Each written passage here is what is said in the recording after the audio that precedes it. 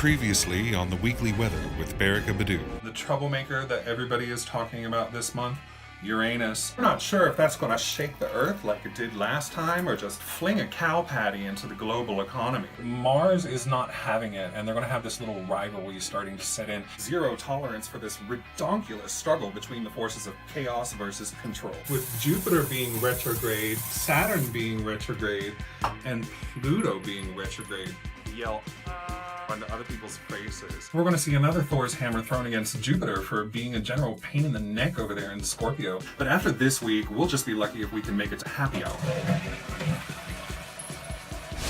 I'm glad that I told you a while back that week 3 of May was going to be a shit show, and May delivers.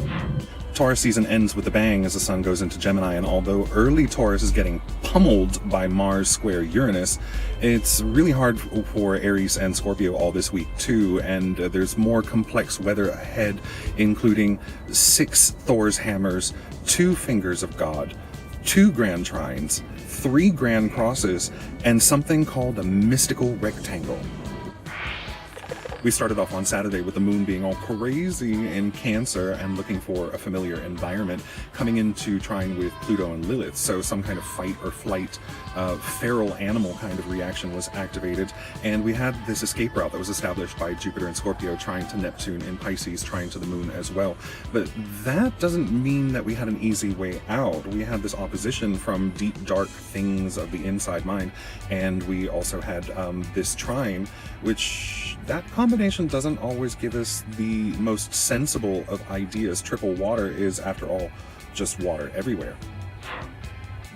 When the moon shifted into Leo, the first thing that happened, it came into a T-square, with Mars just having entered Aquarius, fighting this battle with Uranus, which just entered Taurus. Now the moon comes in, so we have our emotional side being in direct polar conflict with our id, that terrible tantrum that our inner toddler puts out when we want things, against our very crazy old scientist, our inner Einstein being in Taurus, just wants some like damn sleep. The combination has been, in a word, soporific.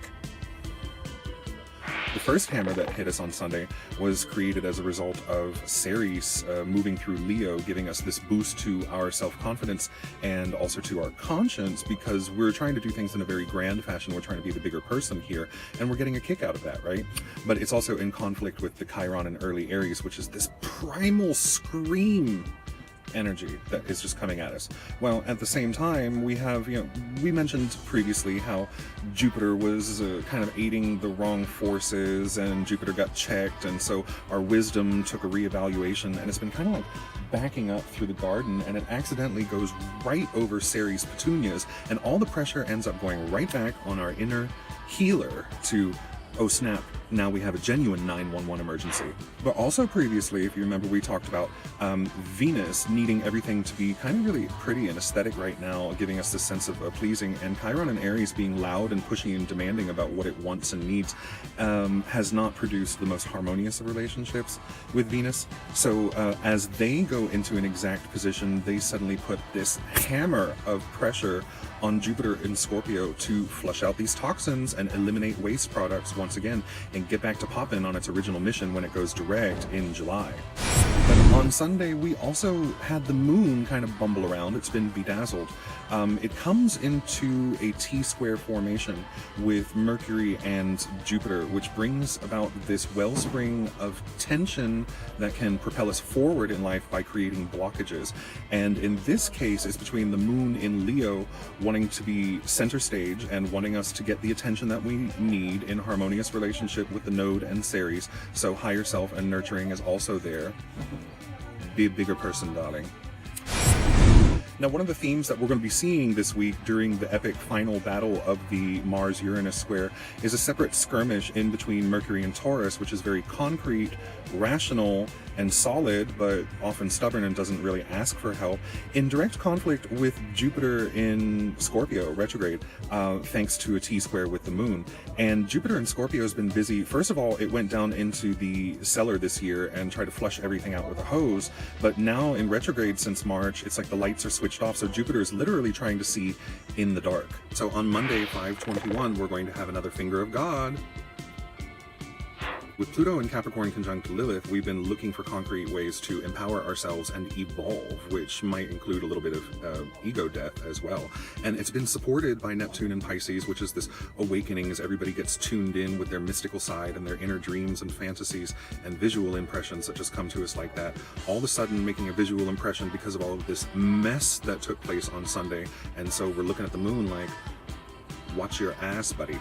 See, once again, it turns into a game of Super Mario Brothers versus Donkey Kong because you have another Thor's hammer that is formed. Saturn has been really quiet in its corner, getting together with Vesta so they can figure out this concrete action, and it's almost been a little suspicious how quiet. But then all of the sudden, you find that Saturn retrograde is backing up into a square with Chiron and Aries, so we have this dictator versus tyrant struggle somehow manifest in our lives. And if we do, then Monday is going to see the beginning of another hammer to lava hammer at the moon.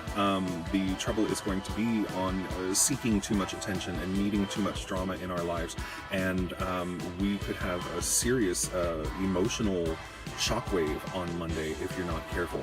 So the moon, luckily, it goes from a sun-ruled sign into a Mercury-ruled sign, which is Virgo, and we really need a hero. So Virgo might just be the person to call. We've got Aries in trouble, Scorpio in trouble, Leo in trouble, Capricorn in trouble, and Virgo gets this little threat to it, but the thing is, Virgo can be genius.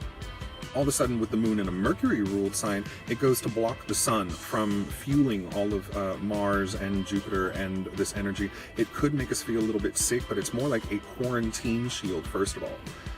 The other thing is that in Virgo, the moon is trying to Uranus, but then also to Saturn and Vesta. So for a moment there on Monday, we had a grand trine giving us some easing of the tension and a little bit of hope that a good calculating mind in habits of our everyday life could release some of the genius of understanding the structure of what's going on with Uranus and Taurus, trines to this sort of feeling of sacred duty and self-discipline to get shit together and stop being so damn messy.